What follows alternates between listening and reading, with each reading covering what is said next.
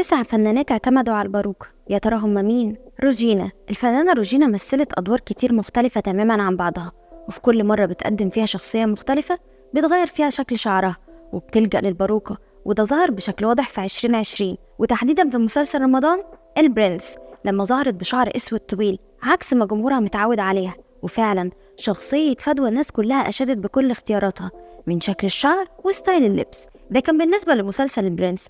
أما بقى بالنسبة لمسلسل انحراف فدي تقريبا غيرت فيه بواريك زي ما غيرت لبسها. هنا الزاهد. هنا صاحبة الإطلال الأشبه بأميرات ديزني بتلجأ للبواريك أحيانا في تصوير بعض أعمالها الفنية، وده لأنها بتخاف على شعرها بدرجة كبيرة، فبتخاف تلونه أو تقصه أو حتى تعمله بشكل مستمر. وده مش كلامي، ده كلامها هي في أحد المواقع الصحفية لما اتسألت على سر جمال شعرها. هنا لبست باروكة لما كانت عاملة دور ريتاش في مسلسل الواد سيد الشغال، وأكدت ده في لقائها مع الإعلامية منى الشاذلي. أحلام. الفنانة الخليجية أحلام ملكة الأغنية الخليجية بعد ما خست بقت بتغير الستايل بتاعها بشكل كبير وبتحب تجدد في كل إطلالاتها، وده طبعا اللي خلاها تلجأ للإكستنشن والبواريك. يعني أحيانا تلاقيها بشعر طويل وساعات قصير، وده شفناه في برنامج ذا فويس واللي ظهرت فيه بأكتر من إطلالة مختلفة بشكل شعرها. مايا دياب. مايا من الفنانات اللي بتظهر بواريك وبتحط إكستنشن، وده حسب تصريحاتها مع هشام حداد. هي شايفة إن ده طبيعي تغير في الستايل بتاعها كل فترة لأنها فنانة وشكل الشعر بيأثر على إطلالتها بشكل كبير. يعني أحيانا تلاقيها بقصة فرنش وشعر كاريه، ومرة مثلا تلاقيها بشعر أحمر ناري.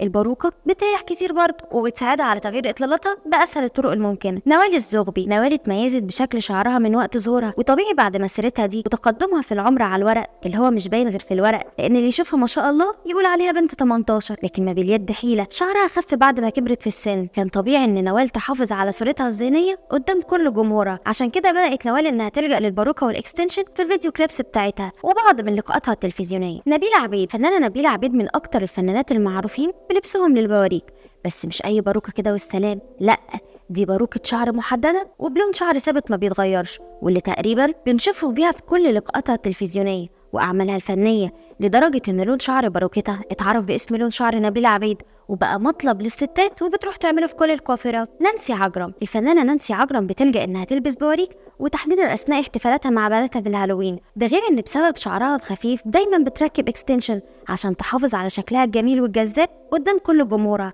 والفرق ده ظهر وبشكل واضح وتحديدا لما عرضت صورها أثناء ممارستها رياضة في الجيم.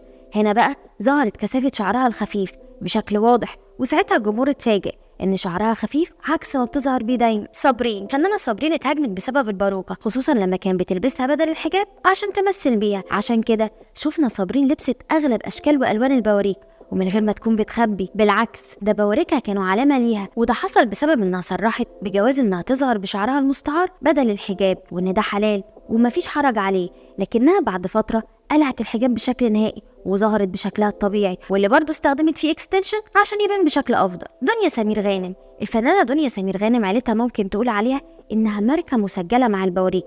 الفنان الراحل سمير غانم تعايش مع الباروكة بحد كبير جدا، لدرجة ان الناس كانت مفكرة ان شعره الاسود التقيل ده شعره مش مجرد باروكة. بالمناسبة عاملين حلقة عن الفنانين لبسوا بواريك، هسيب لكم اللينك بتاعها في الكومنتس تحت. المهم دنيا لجأت انها تلبس باروكة في بعض اعمالها الفنية، فشفناها مرة بالشعر الطويل ومرة بالشعر القصير، مرة شعرها اسود ومرة شعرها اصفر على حسب الدور اللي بتقدمه.